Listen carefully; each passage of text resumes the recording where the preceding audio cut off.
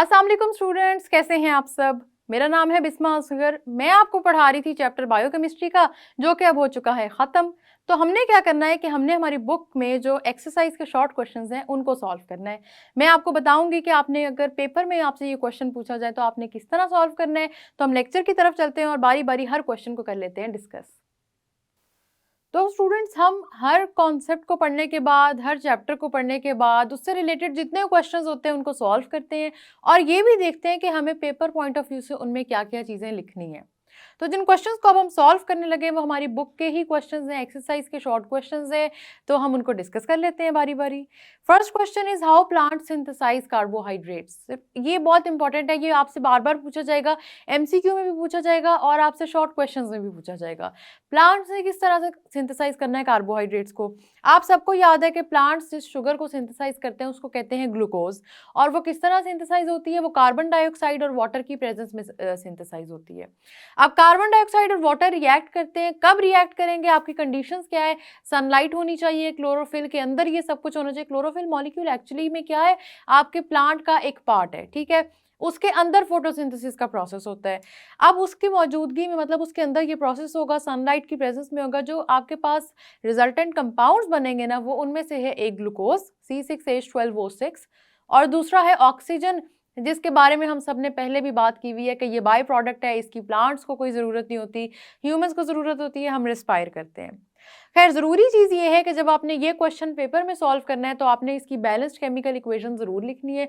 और मैंने आपको बताया था कि इसमें ज़्यादा ट्रिकी चीज़ कुछ नहीं है। ग्लूकोज के अलावा बाकी तीनों आपके पास जो दो रिएक्टेंट्स हैं और एक प्रोडक्ट है, उनके साथ 6 नंबर ऑफ मोल्स का आपने डिजिट लगा देना है और आपकी पूरी की पूरी केमिकल रिएक्शन जो है वो बैलेंस हो जाएगा। ठीक है, नेक्स्ट क्वेश्चन की तरफ चलते हैं। Give the characteristics of monosaccharides. Not only monosaccharides, characteristics of oligo and polysaccharides are equally important. ठीक है, मोनोसैकेराइड्स की भी इंपॉर्टेंट है। तो मोनोसैकेराइड्स की हमने क्या पढ़ी थी प्रॉपर्टीज, सबसे पहले कि दे can not be hydrolysed into simplest sugars, क्योंकि वो खुद सिंपल शुगर्स हैं। अब उनको आप मजीद कहाँ हाइड्रोलाइज करेंगे, किस चीज़ में हाइड्रोलाइज करेंगे, they can not be hydrolysed. दूसरी प्रॉपर्टी आपने क्या पढ़ी थी इनके बारे में कि they are white crystalline solids. ठीक है, याद आ रही है ये चीज़ें, हमने पढ़ी हैं ये सारी। Third property is they are sweet in taste and fourth is they are reducing in nature. ये सारी की सारी प्रॉपर्टीज स्टूडेंट्स बहुत इंपॉर्टेंट है, क्योंकि ये प्रॉपर्टीज आपसे एमसीक्यूज पॉइंट ऑफ व्यू से भी पूछी जाती हैं, फिर आपसे शॉर्ट क्वेश्चन में पूछी जाती हैं, और कार्बोहाइड्रेट सारे के सारे मिला के लॉन्ग क्वेश्चन में भी पूछे जा सकते हैं। तो ये प्रॉपर्टीज आपके पास इंपॉर्टेंट है, ये बात आपने याद रखनी है। Next question is what is the difference between glucose and fructose. बहुत ही माइन्यूट डिफरेंसेस है और अगर आपको स्ट्रक्चर पता है ना तो आप बड़े आराम से इन दोनों के डिफरेंसेस को पॉइंट आउट कर सकते हैं।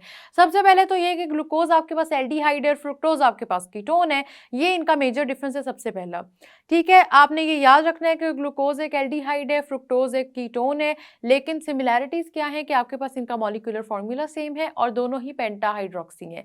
तो जब डिफरेंसेस की बात आती है ना तो आपने याद रख लेना है कि ग्लूकोज और फ्रुक्टोज का एक ही मेजर डिफरेंस है और वही मेजर डिफरेंस इंपॉर्टेंट है, which is the functional group.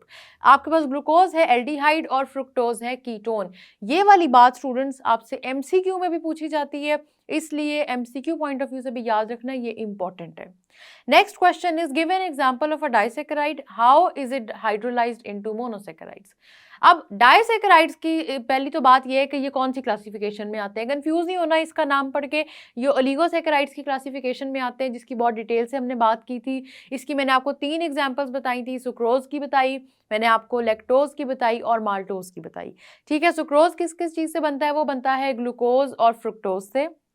आपके पास लैक्टोज बनता है ग्लूकोज और गैलेक्टोज से, और साथ ही साथ माल्टोज बनता है 2 ग्लूकोज के मॉलिक्यूल से। अब इनकी हाइड्रोलिसिस कैसे होती है, हाइड्रोलिसिस का मतलब है you break down a compound in the presence of water. तो आप क्या करते हैं कि कोई भी डाइसैकेराइड लें, जैसा सुक्रोज की, क्योंकि बुक में हमारे पास बैलेंस्ड केमिकल इक्वेशन है, हमने सीखी है, हम उसी को यहाँ पे कंसिडर कर लेंगे। और हमने क्या करना है कि सुक्रोज का करना है break down in the presence of water, और आपके पास रिजल्टेंट कंपाउंड में आ जाएंगे। दोनों ही वैसे मॉलिक्यूलर फॉर्मूला सेम है, C6H12O6, लेकिन एक है ग्लूकोज, दूसरा है फ्रुक्टोज। नाम जरूर मेंशन कर देना वरना ये कंफ्यूजन हो जाएगी कि शायद ये दोनों चीजें सेम है। कंडीशंस भी मेंशन कर देनी है, हीट की प्रेजेंस में है, डाइल्यूट HCl है, ये सारी की सारी चीज़ें बड़ी इंपॉर्टेंट हैं, सारी की सारी आपने मेंशन करनी है, तब आपका क्वेश्चन हो जाएगा कंप्लीट। और हाइड्रोलिसिस के क्वेश्चन में अभी तो यहाँ पे स्पेसिफाई किया हुआ है डाइसेकेराइड्स, हो सकता है आपके पास डाइसेकेराइड स्पेसिफाई ना हो, आपसे ओलिगोसेकेराइड्स का पूछा गया हो या आपसे पॉलीसेकेराइड्स का पूछा गया हो, और हमने सबके बारे में पढ़ा है कि कैसे हाइड्रोलाइज करते हैं। तो याद रखना है कि मोनोसेकेराइड्स के अलावा आपके पास ओलिगोसेकेराइड्स भी हाइड्रोलाइज हो सकते हैं और पॉलीसेकेराइड्स भी हाइड्रोलाइज हो सकते हैं। ठीक है, ये डिफरेंस बहुत इंपॉर्टेंट है, ये बहुत इंपॉर्टेंट बात है, पेपर में पूछी भी जाती है। Next question is give the characteristics of polysaccharides. मैंने आपको पहले ही बताया है कि प्रॉपर्टीज बहुत इंपॉर्टेंट है। सबसे पहली प्रॉपर्टी क्या है आपके पास पॉलीसेकेराइड्स की, they can also be hydrolysed into simplest sugars. आपके पास ओलिगोसेकेराइड्स की भी यही प्रॉपर्टी है और पॉलीसेकेराइड्स की भी यही प्रॉपर्टी है। उसके बाद आपने याद रखना है कि they are not sweet in nature. जो जो प्रॉपर्टीज पढ़ी थी ना हमने मोनोसेकेराइड्स की और ओलिगोसेकेराइड्स की, बस वो हमने ऑपोजिट कर देनी है। They are not sweet in nature, they are amorphous solids. Amorphous का मतलब होता है क्रिस्टल नहीं है, कोई डेफिनेट शेप नहीं है इनकी, ठीक है। And they are non reducing in nature. ये वाली वही सारी कॉमन बातें, कोई नई बात नहीं है। अगर आप इनके साथ एग्जाम्पल लिखना चाहें तो आप सेल्यूलोज लिख सकते हैं, आप स्टार्च लिख सकते हैं, दोनों ही इंपॉर्टेंट एग्जाम्पल्स हैं, दोनों ही हाइड्रोलाइज होकर ग्लूकोज मॉलिक्यूल्स यील्ड करती हैं। तो मैंने ये आपको सारी एग्जाम्पल्स पढ़ाई भी हैं, भूलना नहीं है इन एग्जाम्पल्स को, जरूर लिखें पेपर में, हर क्वेश्चन के साथ एग्जाम्पल लिखें, आपका क्वेश्चन कंप्लीट हो जाता है। ठीक है, next question is where are the proteins found. Proteins कहाँ कहाँ आपको मिलती हैं। सबसे पहले तो अगर ह्यूमन बॉडी की बात करें, मैंने आपको इतनी ज़्यादा यूजेस बताई, इतनी ज़्यादा इनकी प्रेजेंस की जगह बता दी। स्ट्रक्चरल प्रोटीन होते हैं, ट्रांसपोर्ट प्रोटीन्स होते हैं, मूवमेंट प्रोटीन्स हैं, डिफेंस प्रोटीन्स हैं। तो आपके पास कहाँ कहाँ प्रोटीन्स नहीं होते ह्यूमन बॉडी में। ठीक है, अपने सेल की बात करें तो यहाँ इसका 50% ड्राई वेट आपके सेल का प्रोटीन्स हैं, आपकी बॉडी का 50% ड्राई वेट प्रोटीन्स हैं। इसके अलावा सेल में प्रोटोप्लाज्म की मैन्युफैक्चर के लिए आपको प्रोटीन्स की ज़रूरत होती है। एनिमल स्किन में प्रोटीन्स हैं। तो हमने सोर्सेज एंड यूजेस में भी बहुत सारे पढ़े थे और मैंने आपको बताया था तब भी कि जो सोर्सेज एंड यूजेस आपकी बुक में गिवन है उनको तो आपने बिल्कुल इग्नोर नहीं करना, वो बड़े ज़रूरी हैं। पेपर में उनको ज़रूर चेक किया जाएगा कि जो बुक में गिवन है वो आपने लिखे हैं कि नहीं। ठीक है, तो सोर्सेज आपने प्रोटीन के देख लिए कि ह्यूमन बॉडी में भी होते हैं, लिविंग ऑर्गेनिजम्स में भी होते हैं। इसके अलावा आपके पास सोर्सेज में अगर प्लांट्स में देखा जाए तो आपके पास बीन्स हैं, लेग्यूम्स हैं, जितनी दालें मैंने आपको बताई थी वो सारे के सारे भी आपके सोर्सेज हैं। तो कहाँ कहाँ प्रोटीन फाउंड का मतलब ये है कि इसके सोर्सेज के हैं, ये इंपॉर्टेंट बात है। ये पेपर में जितने सोर्सेज आपको पढ़ाए गए वो सारे के सारे लिखने हैं, तब जाके आपका क्वेश्चन कंप्लीट होगा। ठीक है, next question is describe the uses of carbohydrates. Carbohydrates के यूजेस स्टूडेंट्स आप सबको याद है। सबसे पहले मैंने आपको ओलिगोसेकेराइड्स में पढ़ाए थे, डाइसेकेराइड्स के मिल्क में है, सीरियल क्रॉप्स में है, आपके पास व्हीट, बार्ले, मेज कहाँ कहाँ नहीं है। ठीक है, उसके अलावा हमने ह्यूमन बॉडी में इसके कुछ यूजेस पढ़े थे। एक तो हमने ये पढ़ा था कि ब्लड शुगर लेवल को मेंटेन करते हैं कार्बोहाइड्रेट्स। ठीक है, फिर हमने ये पढ़ा था कि हमारे पास क्रैम्पिंग को प्रिवेंट करते हैं कार्बोहाइड्रेट्स। क्यों? क्योंकि अगर क्रैम्पिंग हो रही है इसका मतलब है कि कार्बोहाइड्रेट्स की हमारी बॉडी में कमी है। ठीक है, तो उसको प्रिवेंट करते हैं हमारे पास कार्बोहाइड्रेट्स, ब्लड शुगर को मेंटेन करते हैं। और इसके अलावा आपको मैंने जितने पढ़ाए ना इनके यूजेस और इसके फ़ायदे, वो सारे ही इंपॉर्टेंट है। लेकिन जो इंपॉर्टेंट ज़्यादा है वो मैंने आपको बता दिए हैं, क्योंकि क्या होता है कि आप स्टूडेंट्स कंफ्यूज होकर ना इनको पेपर में लिखना भूल जाते हैं। साथ ही साथ फाइबर का जिक्र भी नहीं करते कि फाइबर क्या करता है। फाइबर बाउल मूवमेंट्स को रेगुलेट करता है। और दूसरा फाइबर क्या करता है स्टूडेंट्स, फाइबर ये करता है कि आपके ब्लड के कोलेस्ट्रॉल लेवल को मेंटेन करता है, ब्लड प्रेशर आपका बढ़ने नहीं देता। ये सारी की सारी चीज़ें आपके आती हैं यूजेस में, और सारी की सारी चीज़ें आती हैं कि आपके पास कार्बोहाइड्रेट्स कहाँ कहाँ कैसे यूज़ हो रहे हैं। नहीं लिखेंगे तो मार्क्स कट जाएंगे और एग्जामिनर को लगेगा कि स्टूडेंट को नहीं आता, मुश्किल चीज़ें नहीं है। आप इसको स्टेप बाय स्टेप लेके चलें। पेपर में कैसे लेके चलना है स्टेप बाय स्टेप, सबसे पहले जितने ओलिगोसेकेराइड्स पढ़े हैं उनके यूजेस लिखें। ठीक है, उसके बाद आपने जितने इसके अलावा पढ़े हैं पॉलीसेकेराइड, स्टार्च और सेल्यूलोज, उसके यूज लिखते हैं। फिर आ जाए ह्यूमन बॉडी की तरफ, और ह्यूमन बॉडी में हमने 3 चीज़ें पढ़ी हैं। एक है ब्लड ग्लूकोज लेवल, दूसरा है फाइबर, एंड थर्ड इज कि आपके पास क्रैम्पिंग को प्रिवेंट करते हैं कार्बोहाइड्रेट्स। तो इस तरह अगर आप माइंड मैप बना के चलेंगे ना तो आपके लिए यूजेस लिखना बहुत आसान हो जाएगा। नेक्स्ट चलते हैं, lactose is disaccharide which monosaccharides are present in it. Lactose की बात करनी है, बार बार बात की है कि lactose is made by glucose and galactose. Glucose भी आपके पास मोनोसेकेराइड है, गैलेक्टोज भी मोनोसेकेराइड है, और इन दोनों के कॉम्बिनेशन की वजह से आपके पास बनता है lactose which is a disaccharide. और डाइसेकेराइड कौन सी क्लासिफिकेशन में आता है? ओलिगोसैकेराइड में। आपके रिवीजन के लिए दो और हमने ओलिगोसैकेराइड्स या डाइसैकेराइड्स पढ़े थे, एक था सुक्रोज, दूसरा था माल्टोज। उनके मोनोसैकेराइड्स भी पेपर में पूछे जाते हैं। सुक्रोज बनता है ग्लूकोज और फ्रुक्टोज से, और माल्टोज बनता है आपके पास ग्लूकोज मॉलिक्यूल से। इन दोनों के भी पूछे जाते हैं, इसलिए ये बात नहीं भूलनी। Next is why are the 10 amino acids essential for us. देखिए हमने पढ़ा था there are total 20 amino acids, 10 are essential, 10 are non essential. Non essential का क्या मतलब है? They are already manufactured by the body, they are present in the body. तो essential का क्या मतलब हुआ? कि they are not present in the body. Essential का मतलब ये है कि आपको समझाया जाए कि इनकी बहुत इंपॉर्टेंस है। अगर आप इनको सप्लीमेंट नहीं करेंगे बॉडी में, आप नहीं प्रोवाइड करेंगे ये 10 एसेंशियल अमीनो एसिड्स, तो आपकी बॉडी में बहुत सारे प्रोटीन्स नहीं बनेंगे। और प्रोटीन आपने पहले ही पढ़ा है कि कितने कितनी जगहों पे यूज होते हैं, कैसे कैसे यूज होते हैं। तो प्रोटीन्स आपके पास नहीं बनेंगे, और उनको बनाने के लिए आपके पास हर तरह का अमीनो एसिड होना जरूरी है। ये नहीं कहीं पे भी फास्ट रूल आपने याद रखना है कि स्टूडेंट्स ये चीज़ नहीं है कि अगर आपके पास 10 अमीनो एसिड्स बॉडी में है तो बॉडी उन्हीं से गुजारा करेगी और सारे के सारे प्रोटीन्स बना देगी और उसके अलावा कोई प्रोटीन बन नहीं सकता। प्रोटीन की मैन्युफैक्चरिंग के लिए हमेशा याद रखिए 20 अमीनो एसिड सारे के सारे होने ज़रूरी हैं। अगर सारे के सारे मौजूद नहीं है तो इसका मतलब है कि बाकी एसेंशियल हैं, ज़रूरी हैं, प्रोवाइड करें बॉडी को, बॉडी में जाएं ताकि प्रोटीन्स बने। नहीं तो प्रोटीन स्ट्रक्चर्स नहीं बनेंगे, और प्रोटीन में जहाँ जहाँ आपने पढ़ा कि कहाँ कहाँ कैसे प्रोटीन प्रेजेंट होता है, तो सोचें आपकी बॉडी कितनी इफेक्ट होगी। तो याद रखें why are they essential? Because they are required by our body. ठीक है, they are required by our body to manufacture more and more proteins, that is why we have to supplement them to our bodies. ठीक है, ये बात याद रखनी है। Next is how are proteins formed. Simple है, हमने पढ़ा है, इसकी डिटेल में इसके बारे में बात की है कि प्रोटीन्स हमारे पास बनते हैं स्टूडेंट्स जब भी आपके पास अमीनो एसिड्स का एक दूसरे के साथ रिएक्शन होता है, एंड द रिजल्टेंट लिंकेज और bond that is formed is called a peptide bond. ठीक है, ये बात याद रखनी है। क्यों? क्योंकि प्रोटीन्स की लिंकेज में या अमीनो एसिड्स की लिंकेज में, प्रोटीन्स की फॉर्मेशन में जो बॉन्ड बनता है ना, उसके बारे में भी पूछा जाता है कि विच बॉन्ड इज फॉर्म्ड। तो पेप्टाइड लिंकेज आपको पता है कि आपके पास प्रोटीन्स की पहचान है। ग्लाइकोसिडिक लिंकेज आप सबको पता है कि आपके पास कार्बोहाइड्रेट्स की पहचान है। तो ये जो बॉन्ड्स होते हैं ये बड़े इंपॉर्टेंट होते हैं, इनको याद रखना है आप सबने। और कैसे बॉन्ड फॉर्मेशन की थी, कैसे स्ट्रक्चर बना था, अगर आपसे ये पेपर में शॉर्ट क्वेश्चन पूछा जाए तो दो अमीनो एसिड्स का एक दूसरे के साथ रिएक्शन करवा के पूरा कर दें क्वेश्चन को, इस तरह से ज़्यादा ईजी हो जाएगा। ठीक है, आपको भी समझ आ जाएगी, एग्जामिनर को भी पता लग जाएगा कि स्टूडेंट को सारा कॉन्सेप्ट आता है। Next question is how is gelatin obtained. Gelatin कैसे ऑब्टेन होता है? मैंने आप सबको पहले ही बताया था, जेलेटिन आपकी बोन्स में प्रेजेंट होता है। बोन्स में क्या होता है? बोन को हीट करें, उनकी मेल्टिंग से जेलेटिन आ जाता है। अब जेलेटिन यूज कहाँ कहाँ होता है? जेलेटिन यूज होता है बेकिंग गुड्स में। बेकिंग के जितने काम है ना, बेकरी आइटम से रिलेटेड जितने काम है उनमें जेलेटिन यूज होता है। जो आप में से जितने करते हैं बेकिंग, उनको ऑलरेडी पता होगा कि जेलेटिन एक बड़ा इंपॉर्टेंट इंग्रेडिएंट है। ठीक है, तो जेलेटिन इंपॉर्टेंट है। कैसे ऑब्टेन होता है? ये बोन से ऑब्टेन होता है। तो ये बात नहीं भूलनी, क्योंकि ये बात जो है ना स्टूडेंट्स, ये एमसीक्यूज में भी पूछी जाती है। ठीक है, next is give the general formula of lipids. इस क्वेश्चन पे आके अक्सर स्टूडेंट्स कंफ्यूज हो जाते हैं, और क्योंकि मैंने दो तरह के फॉर्मूलाज जनरल बताए हैं। एक मैंने बताया फैटी एसिड्स का, दूसरा मैंने बताया लिपिड्स का। तो ये समझ में नहीं आती कि फैटी एसिड्स का जनरल फॉर्मूला लिखना है या लिपिड्स का लिखना है। आपने याद रखना है C डबल बॉन्ड O और साथ जो OH अटैच था, मतलब कार्बन, 2 ऑक्सीजन, हाइड्रोजन, उसके साथ जो R ग्रुप अटैच्ड है। इतना फॉर्मूला जो है ना स्टूडेंट्स, ये आपके फैटी एसिड्स का है। ठीक है, लेकिन लिपिड्स फैटी एसिड्स के कॉम्बिनेशन के बाद बनते हैं।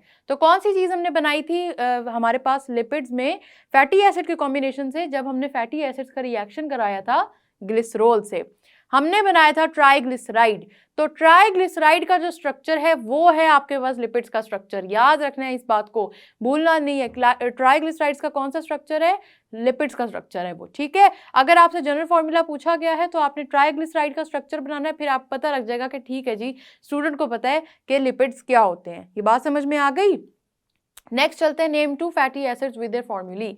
देखें, फैटी एसिड्स हमने 2 पढ़े, इंपॉर्टेंट पढ़े, मैंने आपको कहा है पेपर में पूछे जाते हैं, इनको भूलना नहीं है। इंपॉर्टेंट 2 फैटी एसिड्स हैं, एक है पाल्मिटिक एसिड, दूसरा है स्टेरिक एसिड। इन दोनों के फॉर्मूले भी बहुत इंपॉर्टेंट है। साथ ही साथ स्टूडेंट्स जो बात याद रखनी है वो ये है कि आपसे जब पेपर में ये पूछा जाता है तो आपने इनका मॉलिक्यूलर फॉर्मूला भी लिखना है। मॉलिक्यूलर फॉर्मूला इन दोनों का आपसे MCQs में भी पूछा जा सकता है। इसे कार्बन, हाइड्रोजन और फिर COOH जो है ना, इसका सारा नंबर आपको बिल्कुल स्पेसिफिक और एग्जैक्ट याद होना चाहिए।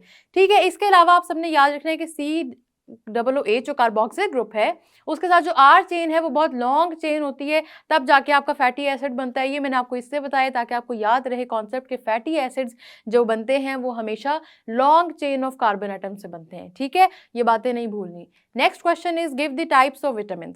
विटामिन की हमने दो टाइप्स पढ़ी हैं, एक है वाटर सॉल्युबल, एक है फैट सॉल्युबल। वाटर सॉल्युबल का मतलब है डिसॉल्वेबल इन वाटर, फैट सॉल्युबल का मतलब है डिसॉल्वेबल इन फैट। हमने पढ़ा कौन कौन से फैट सॉल्युबल में आते हैं, विटामिन ए, डी, ई, के, और जो बच गए हैं हमारे पास अल्फाबेटिकल ऑर्डर में जाते हुए वो हैं विटामिन बी और सी, ये दोनों आ जाते हैं वाटर सॉल्युबल में। तो आपने विटामिन की जब टाइप्स एक्सप्लेन करने हैं तो जो जो मैंने आपको डिफरेंसेस पढ़ाए हैं ना वो सारे के सारे बहुत इंपॉर्टेंट है, वो सारे डिफरेंसेस भी यहाँ पे मेंशन करें, कैसे इनकी एक्सक्रीशन होती है, अगर इनकी क्वांटिटी बॉडी में बढ़ जाए तो क्या होता है, डिजीजेज हो जाती हैं। फैट सॉल्युबल विटामिन की डिजीजेज आपके पास डेफिशिएंसी से भी हो जाती हैं और एक्सेस से भी हो जाती हैं। वाटर सॉल्युबल की डिजीज आपके पास डेफिशिएंसी से होती है, लेकिन अगर उनकी अमाउंट बॉडी में बढ़ भी जाए तो डिजीज नहीं होती। क्यों? क्योंकि वो आपके पास वाटर सॉल्युबल हैं तो आराम से एक्सक्रीट हो जाते हैं। आपके फैट सॉल्युबल जो विटामिन हैं वो बॉडी में रह जाते हैं। तो ये जितनी सारी की सारी बातें हमने पढ़ी है ना वाटर सॉल्युबल और फैट सॉल्युबल विटामिन के बारे में, ये इंपॉर्टेंट है, इनको पेपर में मेंशन करें। साथ ही साथ ये मत भूलिएगा लिखना कि कौन से विटामिन फैट सॉल्युबल हैं और कौन से वाटर सॉल्युबल हैं। Next question is what is the significance of vitamin. Vitamin की सिग्निफिकेंस की बात करते हैं। विटामिन की सिग्निफिकेंस क्या है? सबसे पहले मैंने आपको बताया था ऐसे ऑर्गेनिक कंपाउंड्स हैं जो होते तो चाहिए तो बहुत माइन्यूट क्वांटिटी में, लेकिन ये आपके सेल्यूलर फंक्शंस को करते हैं, इंप्रूव ग्रोथ में काम आएंगे क्योंकि इनको एक्सेसरी ग्रोथ फैक्टर्स कहा गया। हेल्थ के लिए इंपॉर्टेंट है, सेल में मेटाबॉलिक फंक्शंस करेंगे। तो ये सारे के सारे आपके पास विटामिन के यूजेस हैं, आपने याद रखने हैं, इनको भूलना नहीं है। पेपर में विटामिन के बारे में जनरल क्वेश्चन भी आ सकता है, साथ ही साथ आपसे विटामिन का अलग-अलग पूछा भी जा सकता है, जिसके बारे में क्वेश्चंस हम देख भी रहे हैं। सो ये सारे के सारे आपने मेमोराइज करने हैं, मुश्किल नहीं है, ये नहीं है कि आपको क्रैमिंग करनी पड़ेगी, रट्टा मारना पड़ेगा, आराम से खुद ही याद हो जाएंगे। Next is describe the sources and uses of vitamin A. Sources क्या है वो सब आपने याद रख लेने हैं, ठीक है। बीटा कैरोटीन है आपके पास सोर्स, बाकी जितने सोर्सेज हैं आप सबने याद रखने हैं। अब बात ज़रूरी जो बात है ना वो है यूजेस की। तो यूजेस आपने ज़रूर याद रखना है क्योंकि यूजेस ना पेपर में इंपॉर्टेंट पूछे जाते हैं। मैं सोर्सेज पे एम्फोसाइज इसलिए नहीं कर रही क्योंकि यूजेस पेपर में एमसीक्यूज में भी आ जाते हैं। अब उनमें क्या आता है, नाइट ब्लाइंडनेस है आपके पास आई इन्फ्लेमेशन है।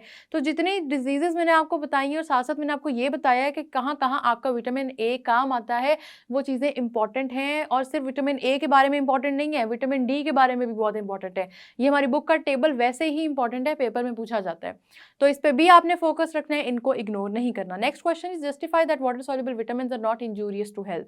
Why are not they injurious to health? हमने पहले ही बात की कि जो विटामिन एक्सेस क्वांटिटी में बॉडी के अंदर रह जाएगा वो होगा हेल्थ के लिए इंजूरियस, मतलब वो करेगा कोई ना कोई नुकसान।